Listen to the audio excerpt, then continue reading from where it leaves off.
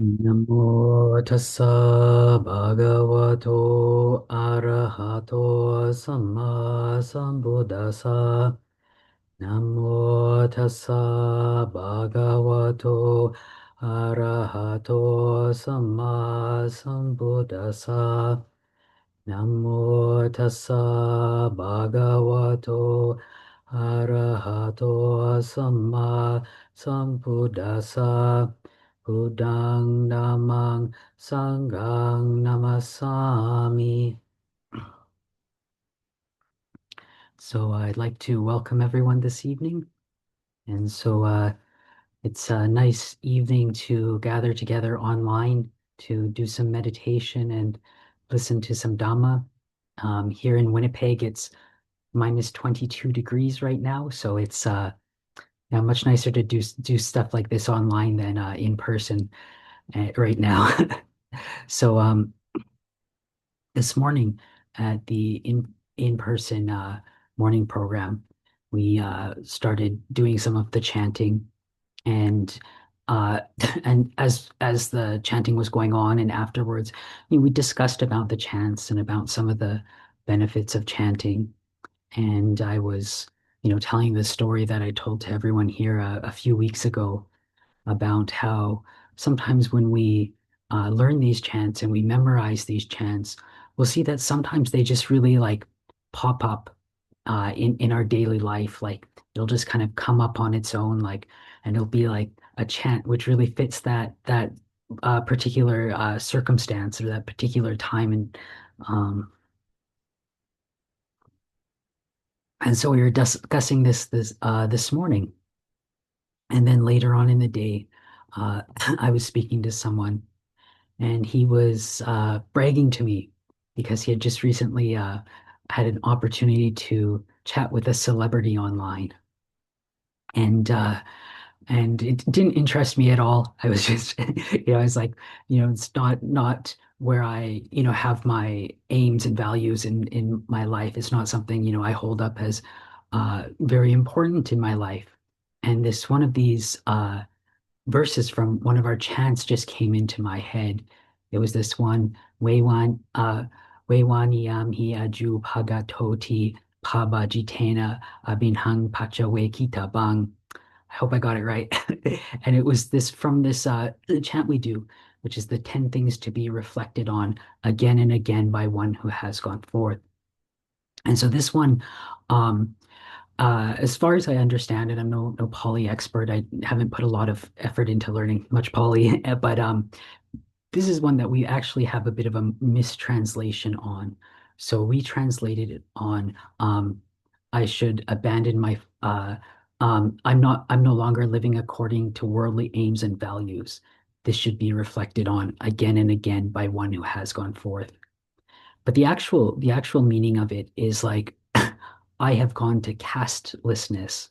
So in India, or sometimes they'll translate that as I'm no longer living according to the social order. So in the time of the Buddha, in India, there was a caste system at that point. And when you really read the suttas and stuff, it wasn't as the caste system wasn't as strict and rigid and codified as it later became. It seemed a little more fluid, but it still had this caste system, and it was actually something the Buddha did not like. The Buddha was not a fan of the caste system, and quite often he he criticizes it and he explains why it's not the best system. So he was not a fan of the caste system. Um, and But so this reflection for monks is that, when you ordain, you're no longer part of that caste system. You're not following those social orders or living like that. But of course, nowadays, and especially living in Western countries, we don't have a caste system. We never had it. And somehow this, when this was getting translated into our chanting book, is that I'm no longer living according to worldly aims and values. So even though it may not be, a perfect word to word translation of the Pali, I think it's a really great Dhamma. I think it's a really great thing to reflect on. I think it's a really powerful reflection. And so today, this one just kind of popped into my head after hearing this, because um, one of the things when we do start, practicing Dhamma, when we do start um, really getting into developing ourselves, is that, our goals and aims in life, our values, these things we see as important, these things that we see as valuable, really start changing. And really go against, what we saw in the world.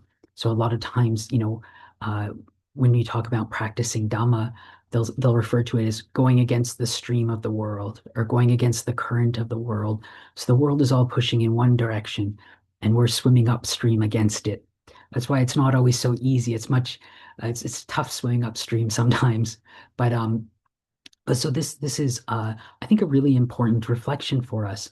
So a lot of people in the world, and just kind of the general direction it goes in and the trend it goes in, is again, I think a lot of people have this idea of wanting to be happy, wanting to get rid of the suffering in their life, but they're going about it in the wrong way. And these aims, these values, these things in society that we hold up as important, as valuable, as the ways which are going to put an end to our suffering, aren't the ways which are going to. So a lot of times, we praise and we hold up as important, the idea of gain, of making money, of getting stuff, getting possessions, building up memories, just that idea of gaining. And I guess nowadays, it wasn't like this when I was a layman, but nowadays that there's social media. Another one for gain is the idea of gaining views, gaining likes. So this idea of gain is so much part of the world. Also, the idea of fame, this idea of people knowing you, people recognize you, being famous. There's just this drive that people think, if I can become famous, people are gonna like me. I'm gonna have some happiness. And this getting this praise, this love from all these other people in the world. Ajahn Sona would tell a story and about when he was a layman, because he was a classical guitar player. So he said he had lived in this house with, I think it was in Vancouver. I'm not 100% sure, but this house with all these like aspiring artists. So, he was a young guy at the time. And, he was the musicians, the actors, actresses, all those types of aspiring artists.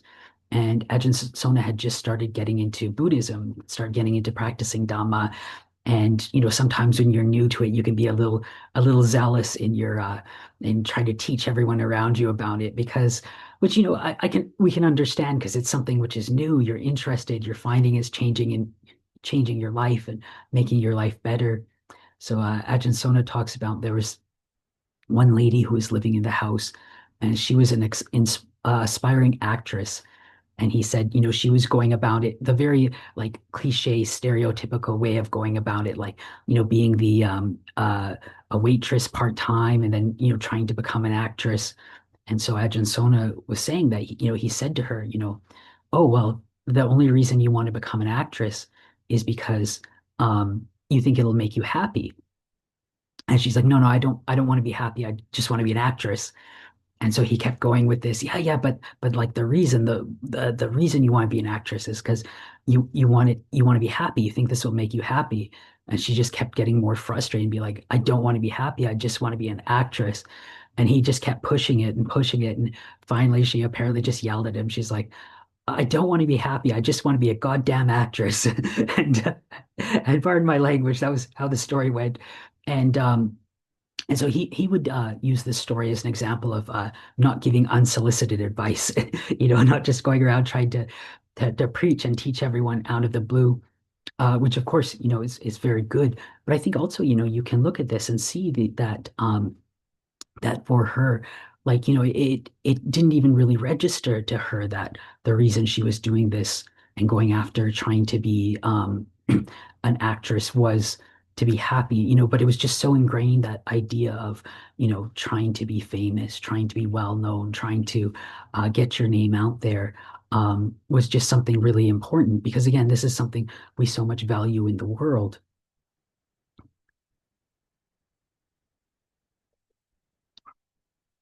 Also, we're constantly uh, chasing praise. And again, this has felt, so important to people in the world. They want to be praised.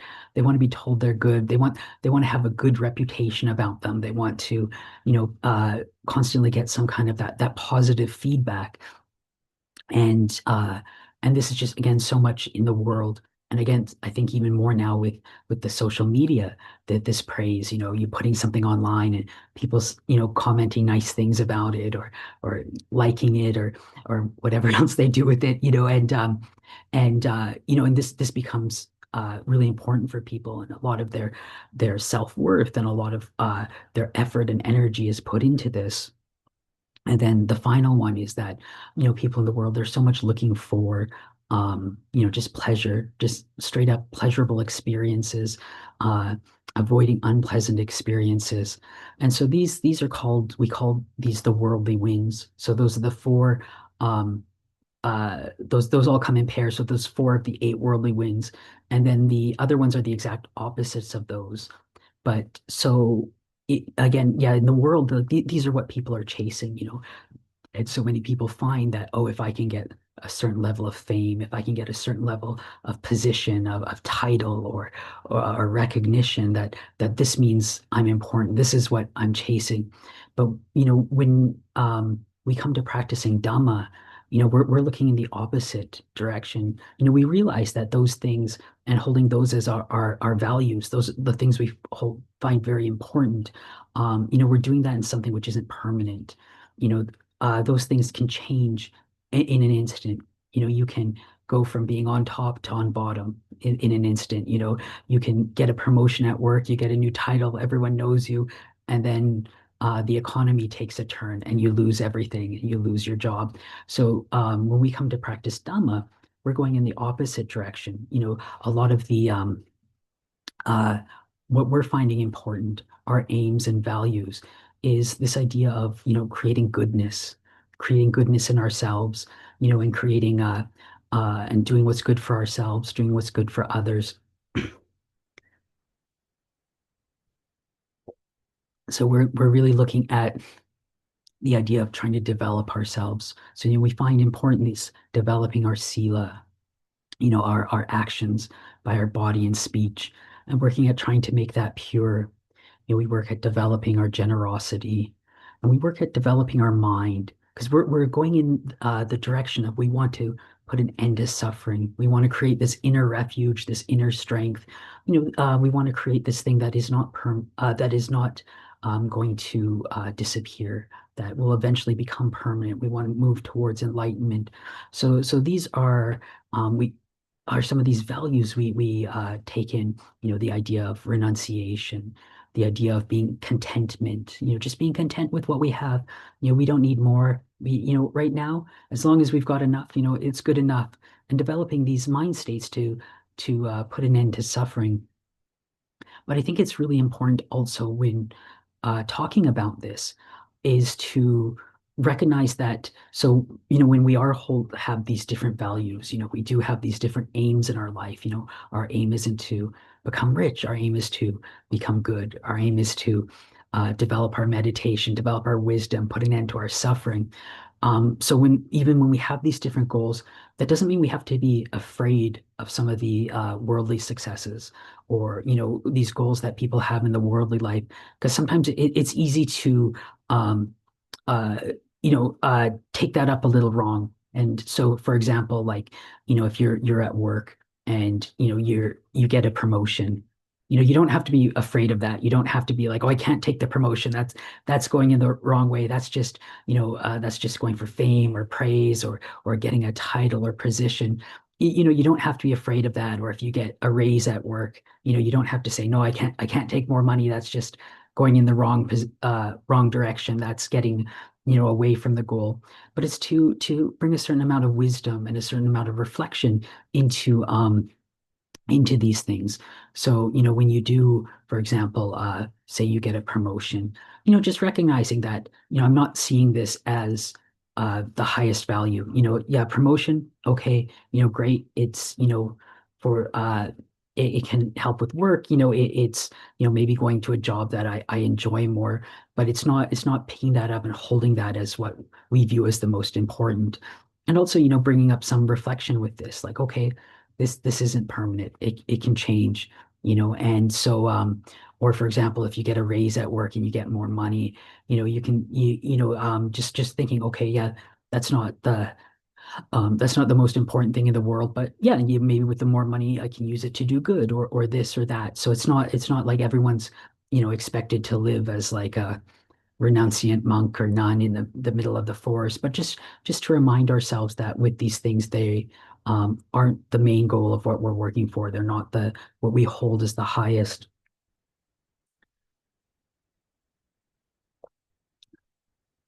So I find when we do these chants and we have these reflections like this, I find, and this is just my own view on it, I find that some of these chants, you can help us in different ways. So one of them is, a reflection like this, like, I'm no longer living according to worldly aims and values.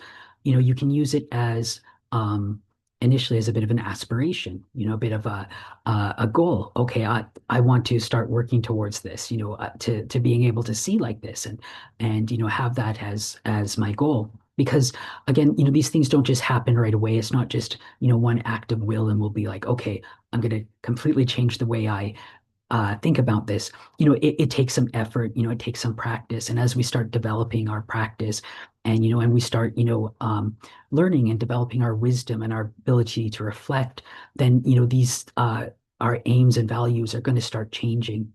And I think for everyone, here tonight, will already be at this point, to a certain extent, will already be here. Just the fact that everyone's coming out to do some meditation, listen to some Dhamma, have a Dhamma discussion, that already means you guys recognize that there is something else besides just the worldly aims and values, that there is another way to develop this deep inner happiness and to really remove the suffering from our lives. So I think one that, these reflections can act like that, like a goal or an aspiration. I think two, they can also act as a bit of like a reminder, and just bringing them up and reminding ourselves of this. Because again, it's not just one thing. We think of it once, we make the determination once. That's always going to be fresh in the mind. So sometimes, bringing these up and just reminding ourselves, and being able to keep that aspiration in our mind. And I think also the third one is that, we can use this to check with ourselves, to check how we're going. So like, oh, am I, uh, am I not following the worldly aims and values? Because again, with some of these things and with practice, it's not just going to go in one direction no matter what. We have to keep putting in effort to develop ourselves and to work in a certain direction. And it's one thing, it can, if we stop putting in those efforts, it can deteriorate. Our minds can deteriorate and go back down. So it's kind of similar to like, say you're developing sports. You want to run, and you want to become a fast runner.